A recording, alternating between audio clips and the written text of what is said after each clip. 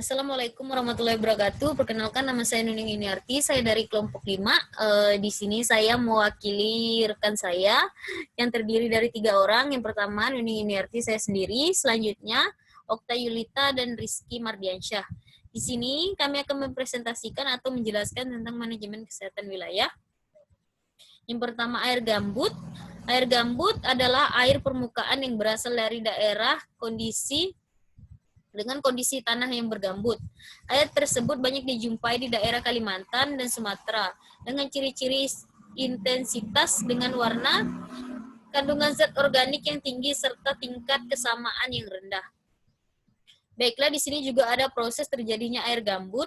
Prosesnya dengan bahan organik yang mengalami proses pengendapan di daerah cekungan, tergenangi oleh air tawar dan air payau. Akibat dari masuknya air mengakibatkan proses dekomposisi bahan organik menjadi terhambat. Kemudian secara perlahan-lahan terjadi akumulasi bahan organik yang pada akhirnya akan membentuk endapan berupa tanah gambut. Di sini juga ada karakteristik lahan gambut dan masalah yang akan ditimbulkan. Yang pertama, ada kandungan organik dan kesamaan yang sangat tinggi, sedikit kandungan mineral, keenuhan basa yang rendah. Masalah yang akan ditimbulkan di masyarakat akan berupa pengaruh terhadap kesuburan tanah pada lahan pertanian karena tingginya kesamaan tanah, keracunan asam-asam organik untuk hasil tanaman dan menurunnya kualitas sumber air bersih atau air tanah dan air permukaan di pemukiman masyarakat. Di sini juga ada karakteristik air gambut dan standar kualitas air bersih. Karakteristik air gambut secara fisik yaitu berwarna kuning kecoklatan dan keruh, sedangkan secara kimia tingkat kesamaan pH air tinggi. Berdasarkan Permenkes RI nomor 416 tahun 1990 tentang kualitas air bersih, standar kualitas air untuk warna 50 TCU, kekeruhan 25 NTU dan pH 65 sampai 9,0.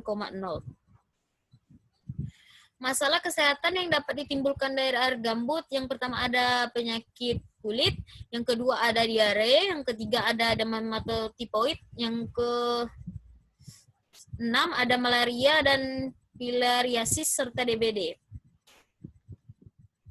Baiklah, di sini ada parameter kimia air gambut dan pengaruh terhadap kesehatan. Ada parameter air serta pengaruh terhadap kesehatan. Yang pertama ada derajat kesamaan atau pH, gigi mudah keropos, magan atau MN, dan kerusakan pada hati, serta kromium atau CR, kanker hati dan alat-alat pernapasan, atau zat organik, sakit perut, atau sulfat SO4, reaksi lekatif. Upaya yang dapat dilakukan untuk mengatasi masalah air gambut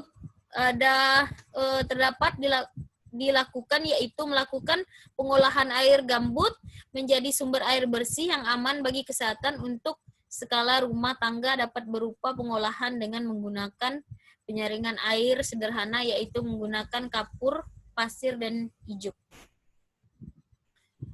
Program yang dapat dilakukan di daerah Kalimantan Barat terkait permasalahan gambut yaitu melakukan program tepat guna dengan cara menyediakan dan mensosialisasikan teknologi yang tepat guna berupa suatu sistem instansi pengolahan air bersih yang dapat dibangun dan dioperasikan oleh masyarakat dengan segala keterbatasan yang dimiliki pada daerah masing-masing. Misalnya dengan teknologi sederhana meliputi media, filter atau MMF yang dimanfaatkan sebagai macam jenis media untuk penyaringan air, salah satunya berupa karbon aktif berasal dari tempurung kelapa yang sudah dibakar.